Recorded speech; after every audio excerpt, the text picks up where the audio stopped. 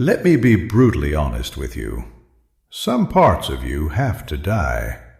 Not tomorrow, not someday, now. Because the version of you that you're holding on to is suffocating the version God is trying to raise. And you already know it. You can feel it.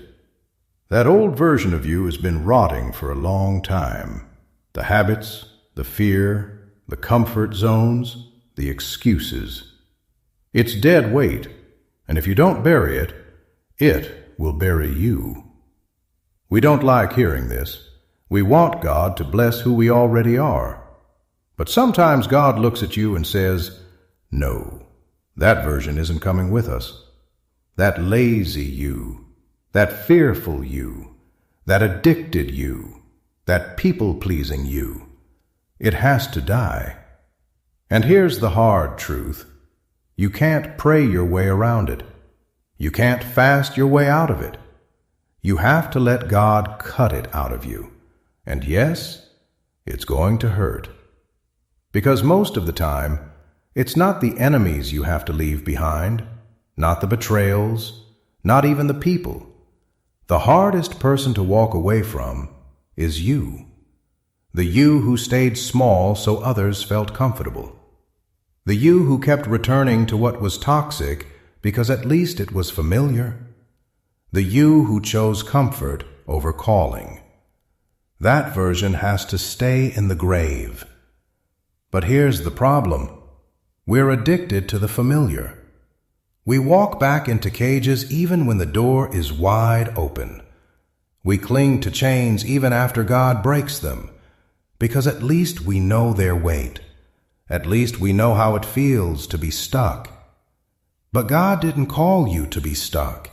He didn't call you to be safe. He called you to be holy. He called you to be different. He called you to be new. And new always requires a funeral. Something has to die so something greater can rise. That's why Jesus said, unless a grain of wheat falls into the ground and dies, it remains alone. But if it dies, it produces much fruit. Death is not the end. It's the doorway. And some of you have been standing at that doorway for years because you refuse to let go of the corpse you've been dragging. But let's be real, dying hurts. It feels like losing yourself, like losing the only identity you've ever known. You'll grieve the old you. You'll miss the chains. You'll miss the cage. And that grief might feel like God abandoned you. But hear this. He didn't abandon you. He's remaking you. The potter never abandons the clay, even when he breaks it to shape it again. Pruning isn't punishment. It's preparation. Cutting isn't cruelty. It's care. God is removing what cannot survive your next level, because if you carry it forward, it will destroy the blessing waiting for you. You know this already. Every time you tried to mix the old you with a new season, everything fell apart. That wasn't coincidence.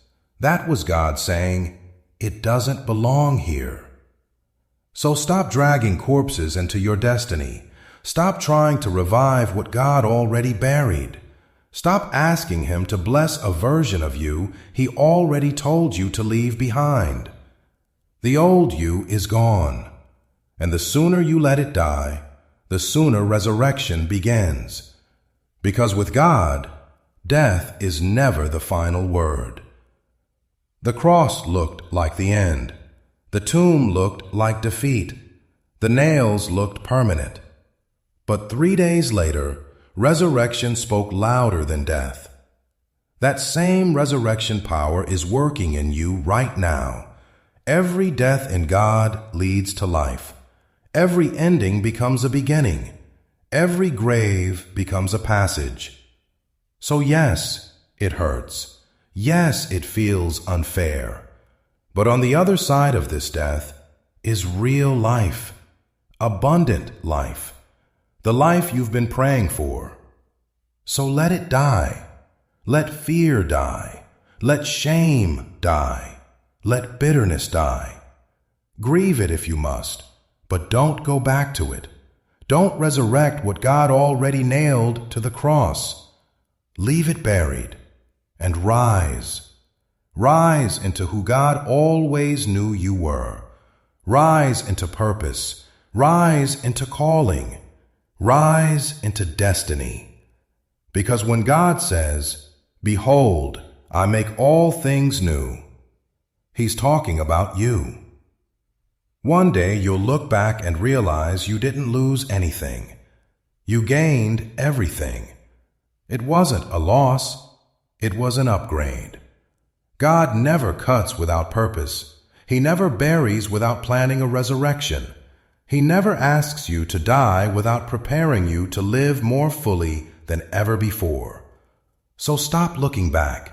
Stop mourning the corpse. Walk forward. The old you is gone. The new you is here. And God is waiting for you on the other side.